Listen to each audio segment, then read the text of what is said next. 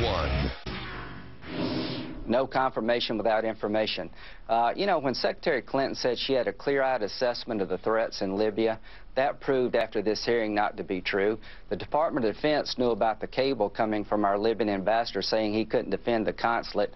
This was on August the 15th. They knew about the deteriorating security situation, but the Secretary of State didn't know any of this. So she was blind, the President was disengaged, and the Department of Defense never launched one airplane to help these folks for 7.5 hours. This is complete system failure, and I'm going to get to the bottom of it. Let me put it this way. It's been done many, many times. In fact, 89 times in the last in recent history. 71 of those times where it was not filibustered necessarily, but it was called for a 60-vote margin. I want a 60-vote margin, John, and you don't have to filibuster to get that. Some very tough talk there from two powerful Republican senators threatening to hold up confirmations of Chuck Hagel to be Secretary of Defense and John Brennan as CIA Director.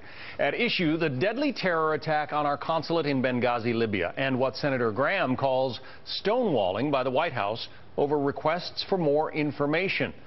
So how much trouble are those nominees in here? Let's talk about it with David Drucker, Associate Politics Editor for Roll Call. Jack Reed, the Democratic senator from Rhode Island, referring to these machinations by the two senators, the two Republican senators, Inhofe and Lindsey Graham, said, "This is unprecedented and unwarranted." Is it?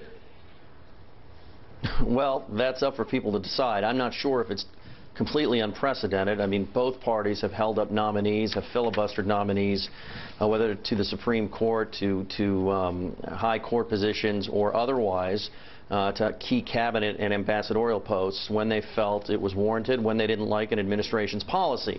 So I think ultimately it's going to be about whether Senator Graham and other Republicans can gain more support for the idea of getting the administration to talk more about the Benghazi incident in exchange for moving these nominees through. On their face, I don't expect the Senate to reject Mr. Brennan for CIA chief, and despite Mr. Hagel's troubles in the confirmation hearing, I don't expect that he will be blocked, as a matter of substance or his performance in the hearings. But it is true that if a couple of senators decide to hold things up because they want more answers, it gives the administration a choice. It can either go to bat against the Republicans and say they're being unreasonable, they're being political, we're not going to do this, and they need to back down, or they could make a decision that we just want to get this thing through.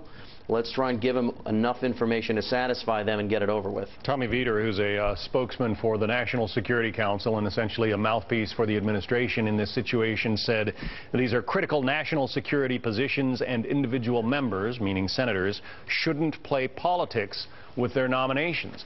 But isn't that what happens at every nomination? The senators trot out their list of wants, information-wise from the administration, yeah, I mean, and use some leverage?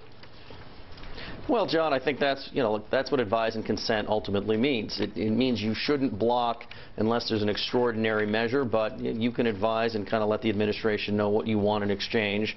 Again, it's a matter of what voters think. It's a matter of how people are going to interpret this. I think that if the American public doesn't, rise up and get mad at Lindsey Graham for demanding these answers, he can keep on doing it, and it's not really going to be a problem.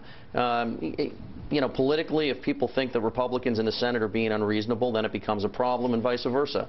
So I think this is just what happens when you have a Republican president with a Democratic Senate, or in this case, a Republicans holding up a Democratic president. Everybody argues it's politics, but everybody does it. Everybody does it. Yep, that's the point. David Drucker from Roll Call. Good to have you on. Thanks.